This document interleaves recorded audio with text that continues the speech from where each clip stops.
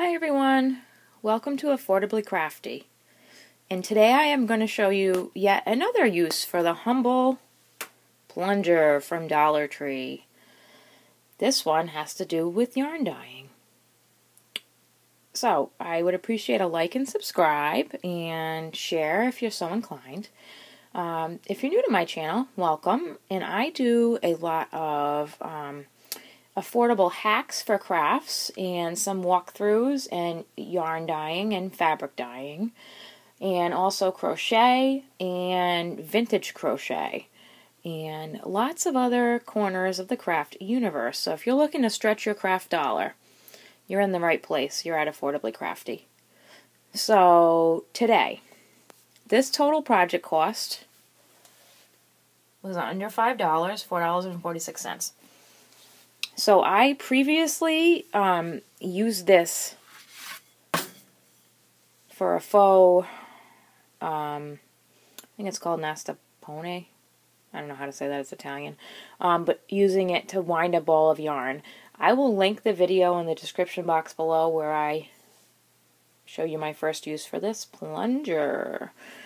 Today, I was thinking, how can I, when I'm dyeing a really long skein of yarn, if I just want part of it in the pot, but I don't want it to be spilling dye all over the place on my stove, and I want it to be accurate, where if I'm holding it the whole time, I'm going to be honest with you folks, sometimes my arm gets tired. So I had this, and then I also had gotten these things in 2-packs at, was I at Walgreens the other day? Oh, they were like $2 a hook, but I like them because they're heavy-duty plastic. The ones that I found at Dollar Tree I didn't think were well made enough to handle yarn being hung from it. So, woo, just dropped that. So what we're going to make today is a way to hang the yarn in an accurate way while we're dyeing it. So the first thing you need is obviously this plunger stick from Dollar Tree, and just take off the plunger end. It just screws right off. The next thing you're going to need is something to hang it from. So I am using these hooks that I have on this handy shelf. Now if you didn't have that and you have a microwave over it, you could always hang it from the microwave door. Everyone's kitchen is different though, so I have my hooks up there. So my thought was that fits on that very nicely. What can I hang off that? So I went to the Dollar Tree the other day. I did a walkthrough, and I'll link that also in the description box below. Some of the things I found were this 2-pack of heavy-duty clips. Now I really like the fact that on the tip of that, it's actually got rubber on it, so it's not going to slip.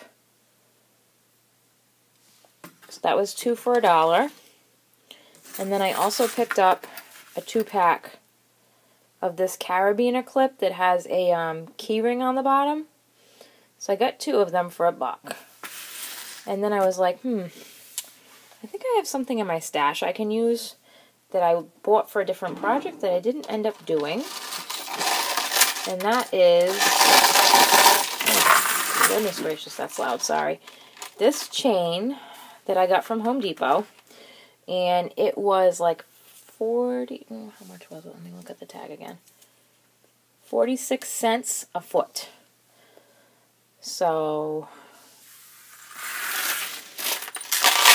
it was 3 feet of chain to make one of these. So I made 2 because I had the 2-pack of clips, and I had the 2-pack of this, and I already had the chain.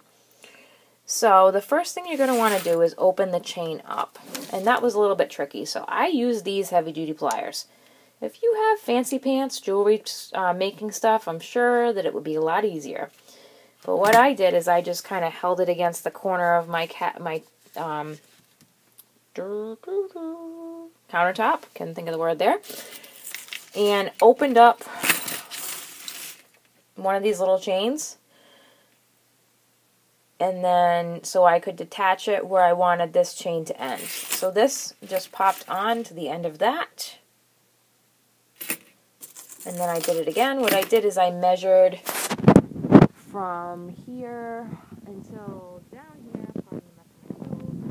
And so it wasn't going to sit on the bottom of my pot. I didn't want this metal to constantly be heating up. So it's kind of hanging in the pot, but it's not touching the bottom of one of my dye pots. So what I'm going to do now that I have those things attached is I'm going to take my plunger. These fit very nicely over this.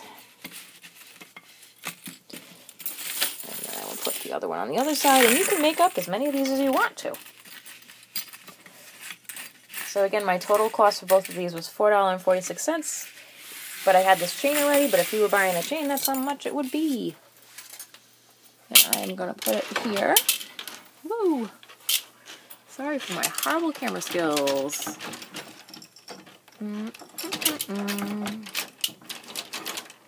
Okay. So they're basically attached like that. Attached like that. And you can, those move freely, so I can move them all around. But if you see, they're not, sorry for the mess on my stove. They're not long enough where they're going to like sit in the bottom of the pot. And then when I want to put my yarn on there, whatever height I want to put my yarn at, I take my thing, I take my heavy duty clip and I put it where I want it, holding the yarn. So if I want it high and then I want to move it back down, that's doable. So this is very, very, very flexible. And I kind of really love this idea.